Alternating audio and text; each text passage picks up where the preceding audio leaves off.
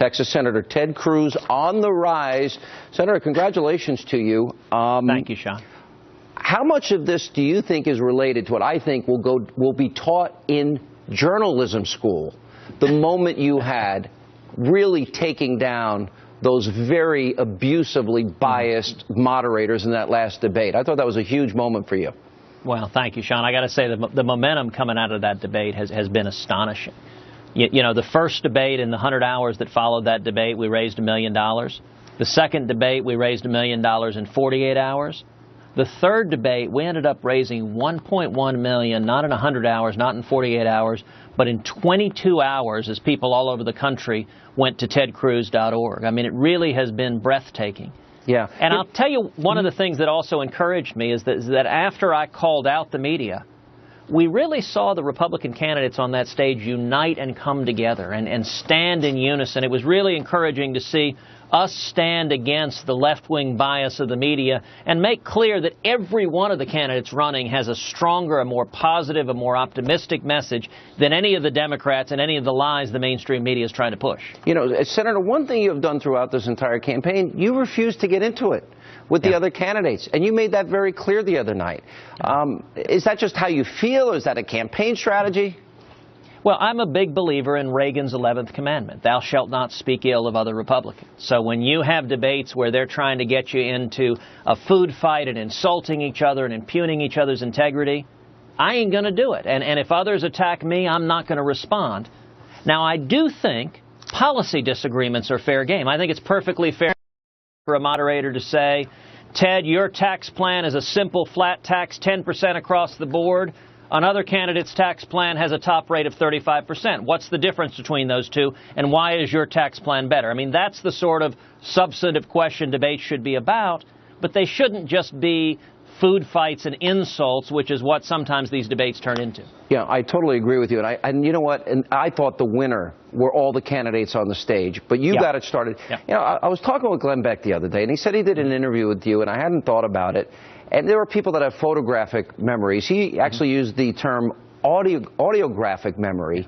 And because he pointed out something that I hadn't picked up, which was you literally named everything that had happened in the exact order. And I want to ask you about it, but let's play the tape and remind people of that moment. The questions that have been asked so far in this debate illustrate why the American people don't trust the media. This is not a cage match. And you look at the questions. Donald Trump, are you a comic book villain? Ben Carson, can you do math? John Kasich, will you insult two people over here? Marco Rubio, why don't you resign? Jeb Bush, why have your numbers fallen? How about talking about the substantive issues people care about? Now, I don't know if many people know this. Alan Dershowitz has praised you as one of his smartest students, and I don't think he really agrees with you. Austin Goolsbee has praised your skill, your intellect. And I watched that debate, and I watched that point that Glenn was making, and I thought to myself, yeah, you were the national debate champ at Harvard, but is that true, that you have this ability to memorize and remember things like that? Well, I have a good memory, and I do remember things that I hear. It's not perfect, it's not 100%, but it is a good memory. And I do think conservatives are tired of getting our clock cleaned. You know, Margaret Thatcher said, first you win the argument, then you win the vote. And we keep sending people into debates that Democrats just eat their lunch. And we need to be able to stand up to Hillary Clinton and make clear that her big government agenda is an absolute failure. And I think conservatives are hungry for someone that is not going to curl up in the corner and hide from the fight, but is instead with a smile, with the optimistic vision of a Ronald Reagan, say, what you're doing isn't working.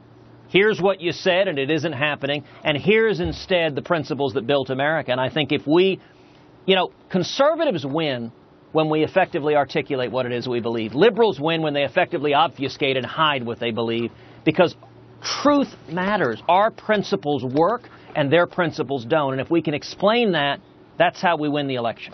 You know, the president yesterday, I played it last night, I'm not going to play it again tonight, actually went out there, they can't handle a little debate.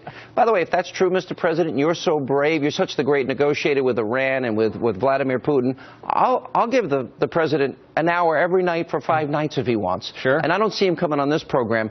But, you know, I thought about that, and let me put up on the screen, because last night was not a good night. It was election night for the Democrats.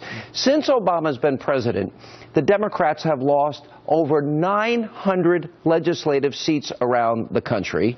Since he's been elected, let's see, they lost 12 gubernatorial seats. They lost 69 House seats and 14 Senate seats. That's not exactly, maybe he's done well for himself, but he's destroying the Democratic Party in the process. What is your reaction to what's happening in the country when you look at those results that are so dramatically reacting, I would argue, to the bad Obama policies? Well, Sean, you're exactly right. Barack Obama has elected more Republicans than any human being in the history of mankind. And it's because his policies are such a spectacular failure. I thought it was fairly ridiculous when he said, gosh, if Republicans can't handle CNBC, how will they stand up to Putin or Iran?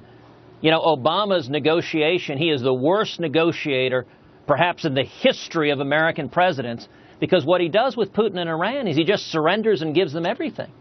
He tells Iran, okay, you want $100 billion, fine. You want nuclear weapons, fine. You want to keep sponsoring terrorism, fine. You want to keep building ICBMs, fine. You want to keep Americans in prison, fine. We'll surrender everything. What kind of negotiation is that? Yeah, I'm going to ask you, stay right there, Senator. We're going to come back. I'm going to ask you exactly about that, because the Iranian parliament voted this week to keep continuing to say death to America, or chant death to America, and they were burning the American flag again this week. I want to ask you about that. This ought to be a clear choice. With whom do you stand? Do you stand with violent, criminal, illegal aliens? Or do you stand with American citizens? Do you stand with our sons and daughters and those at risk of violent crime? That was Senator Ted Cruz earlier today, calling on the Senate to move forward with Kate's Law, a bill that would impose mandatory minimum sentences on criminal illegal immigrants who re-enter the country. And last night, the city of San Francisco, where Kate Steinle was killed by an illegal immigrant, did not re-elect a sheriff who defended the sanctuary city policies even after her death. We continue now with 2016 presidential candidate Senator Ted Cruz. I was glad that that happened to that sheriff. He got defeated soundly last night. Yeah. But, you know, this is one of the things. You always talk about the Washington cartel. It's things like this that never to get done, Senator. It's the president gets away with his illegal, unconstitutional executive amnesty. Planned Parenthood is still funded. Obamacare still exists. That is frustrating. So many of us that are conservative.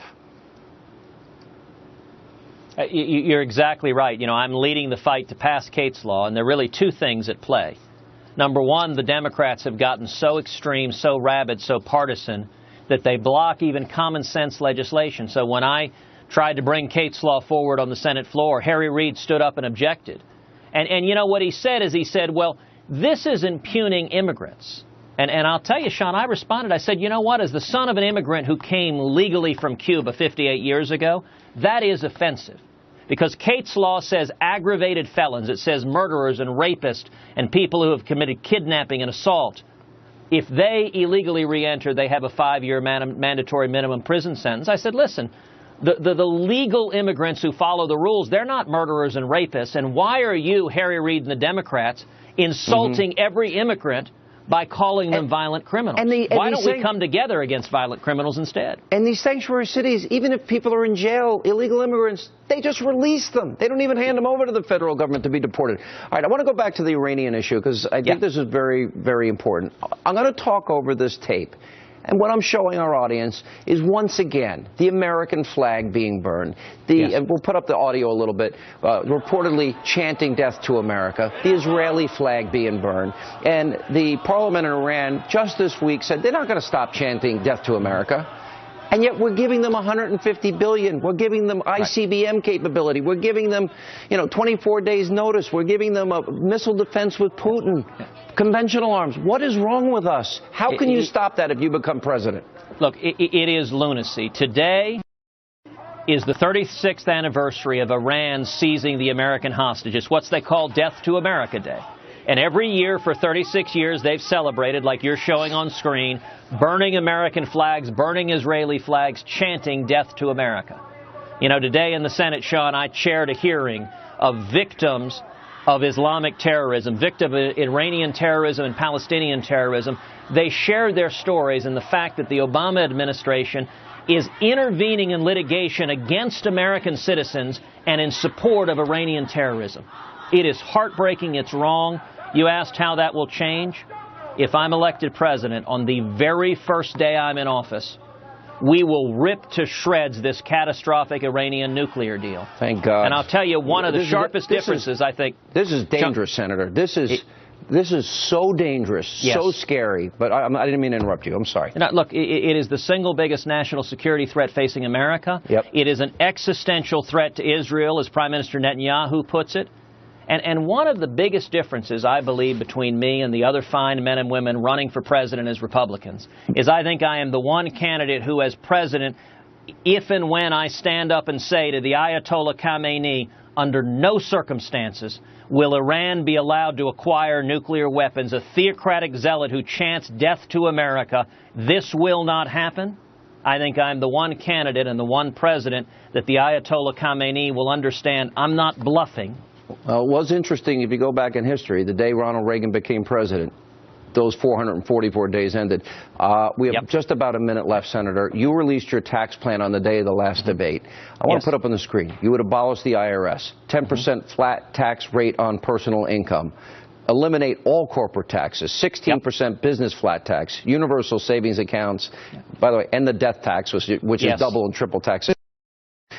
Would that come into balance in your view? And how does it get into balance? And what would the percentage of growth need to be for it to be in balance? So it absolutely comes into balance. I would encourage your viewers, if you go to our website, tedcruz.org, we have the detailed numbers there. You can see that this tax plan, the simple flat tax, would produce 4.9 million new jobs, would increase capital investment by 44%, and every income group in America would see your after-tax income grow by at least 14%. So if you're a single mom making $40,000 a year, it means your after-tax income is an additional $5,600 a year. It is Reagan-Kemp growth tax plan, and it produces the most jobs of any Republican on that main debate stage. Oh, we got in more substance than the entire 2 hours at CNBC. Thank you, Senator. And that was a big moment for you. Congratulations on the polls. We appreciate you being here.